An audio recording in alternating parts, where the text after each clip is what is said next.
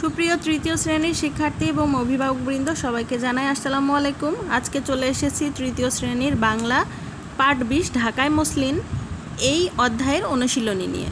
তো অনুশীলনী শুরুতেই আছে একে যুক্তবর্ণ ভেঙে লিখি ও আরও একটি শব্দ তৈরি করি। প্রথম শব্দ হচ্ছে স্বচ্ছ, এখানে যুক্তবর্ণ চ ছ। তো আমরা যদি ভেঙে লিখি চ প্লাস ছ, নতুন শব্দ কচ্ছপ এবং গুচ্ছ। সূক্ষ্ম, এখানে যুক্তবর্ণ ভাঙলে পাবো ক প্লাস মূর্ধন্য স প্লাস ম, নতুন শব্দ হবে লক্ষ্মী ব্রাহ্মণ। শীতলক্ষা, যুক্তবর্ণ ভেঙে লিখলে আসবে ক প্লাস মূর্ধন্য স। লক্ষ দক্ষ। বিজ্ঞানী বর্গীয় জ প্লাস ইয়, বিজ্ঞপ্তি বিজ্ঞান।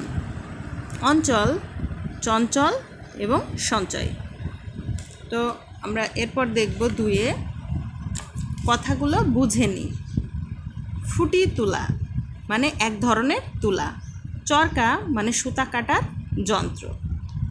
এরপর আমরা দেখব তিনে নিচের শব্দগুলো দিয়ে বাক্য তৈরি করি। পত্রিকা, পত্রিকা পড়ে আমরা অনেক তথ্য জানতে পারি। বিখ্যাত, চুয়াডাঙ্গা গুড়ের জন্য বিখ্যাত। কারখানা, কারখানায় কাপড় তৈরি হয়। প্রতিযোগিতা, বিকালে ক্রীড়া প্রতিযোগিতা হবে। এরপরে 4 নম্বরে আছে মুখে মুখে উত্তর বলি ও লিখি।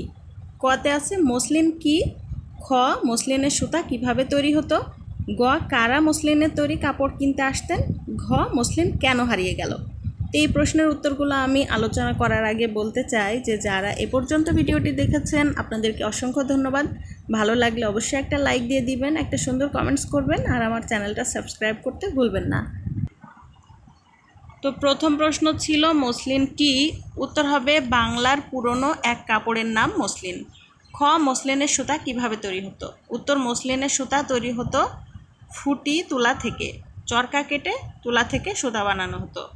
গ কারা মসলিনের তৈরি কাপড় কিনতে আসতেন,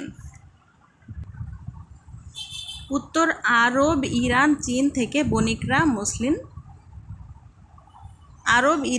থেকে বণিকরা আসতেন মসলিন কিনতে।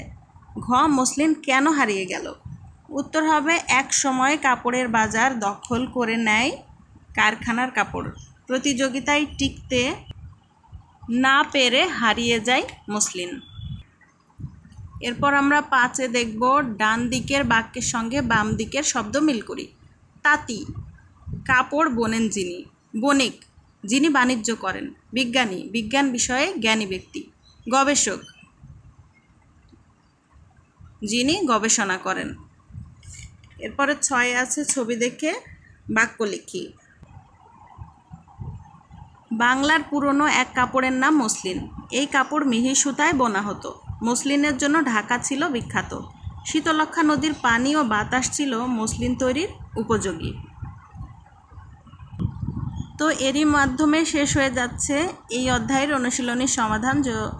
সবাইকে অসংখ্য ধন্যবাদ। আবারও আসসালামু আলাইকুম, আল্লাহ হাফিজ।